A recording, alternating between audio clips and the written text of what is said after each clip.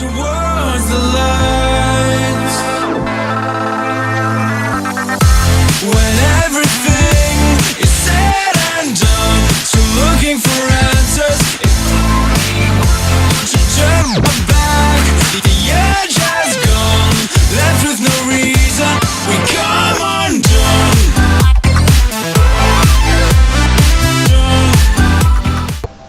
Salut à tous, c'est Chrome525 et on se retrouve donc pour une vidéo tuto sur Photoshop. Allez, c'est parti. Vous voyez, il est 1h30 du mat, on est à fond, il n'y a pas de problème. Alors j'ai décidé de vous faire des micro tutos sur Photoshop parce que je commence à connaître pas mal. On va commencer par les bases ou par les choses qui sont quand même le plus demandées sur Photoshop. Donc mon premier tuto portera sur ce qui est de la retouche d'image avec le tampon, ce qui nous permet, pour les utilisations bien les plus basiques, les plus courantes, d'enlever tout ce qui est boutons sur la peau, les imperfections et compagnie. Donc voilà, alors il nous faut Photoshop. Je précise que je travaille sur du CS5, mais bon, pour ce qui est du tampon, ça diffère pas des autres. Alors on choisit une image. Moi j'ai pris celle-là, qui peut être pas mal. Ça charge, hein. Voilà. Hop. Alors, notre pote. Si je dézoome, ça va pas le faire. Voilà. Alors je vais vous montrer comment faire, justement pour enlever le sang qui est sur sa tête. Donc ça peut marcher pour tout, hein. On peut enlever de la barbe, lui virer les yeux, on fait ce qu'on veut. Après c'est de la patience, c'est pas mal de minutie. Je vais vous expliquer. Donc vous ouvrez votre photo, vous la déverrouillez, donc double clic sur le petit cadenas ici, on double clic, on fait OK. Donc voilà, on a notre calque. Ensuite on va sélectionner le tampon. Donc c'est cette icône là, juste en dessous du pansement. Donc je vais prendre. Faut pas hésiter à zoomer, mais vraiment. Et alors après, clic droit pour les réglages.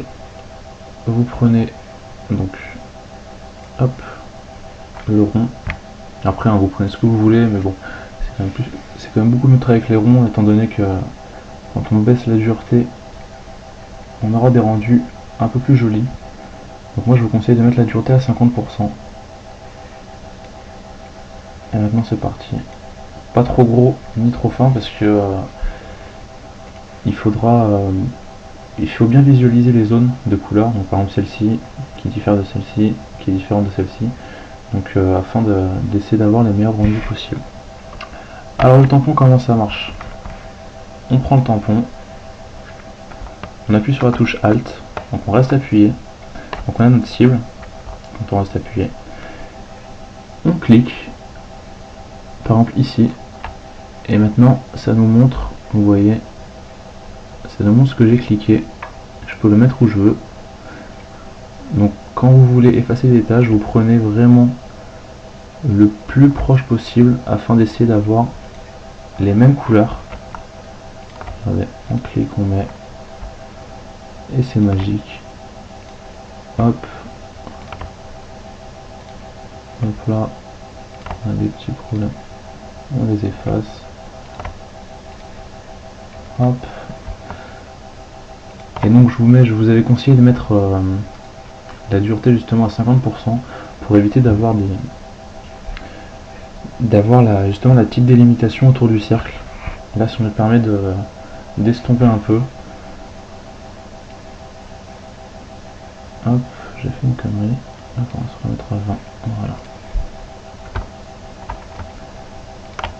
Donc voilà, il n'y a vraiment rien de plus simple. C'est un petit peu de temps, après ça dépend ce qu'on veut retoucher, c'est sûr.